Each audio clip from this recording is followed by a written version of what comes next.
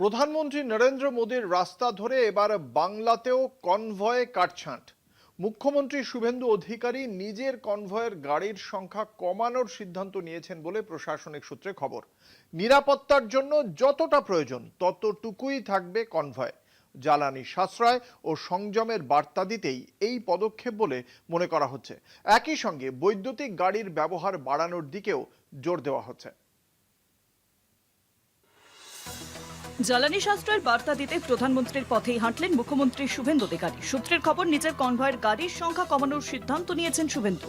বুধবার বিধানসভায় শপথ গ্রহণ অনুষ্ঠানের আগেই সেই নির্দেশ কার্যকর করা হয়েছে বলে প্রশাসনিক সূত্রে জানা গিয়েছে।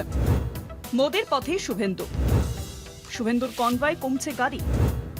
জ্বালানি সাশ্রয় নতুন উদ্যোগ।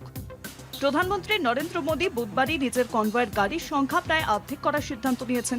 পাশাপাশি ধাপে ধাপে বৈদ্যুতিক গাড়ির ব্যবহার বাড়ানোরও নির্দেশ দিয়েছেন তিনি।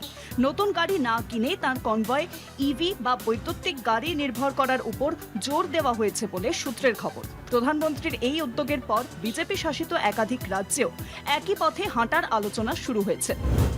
বিধানসভায় বাসে বিজেপি কনভয় 50% কাটছাঁট। বুধবার বিধানসভায় শপথ নিতে বিজেপি বিধায়কদের একাংশ পৃথক গাড়ির বদলে বাসে করেই আসেন।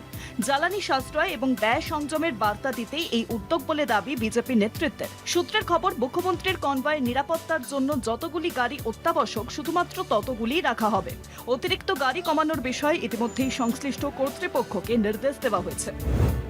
তেল সংকটে সাশ্রয়ের বার্তা। মোদীর বার্তায় রাজ্যের উত্তর। আন্তর্জাতিক বাজারে অপরিশোধিত তেলের দাম বৃদ্ধি এবং পশ্চিম এশিয়ার অস্থির পরিস্থিতির আবহে জ্বালানি সাশ্রয়ের বার্তা দিতেই মোদী শুভেন্দুর উদ্যোগ বলে মনে করছে রাজনৈতিক মহল।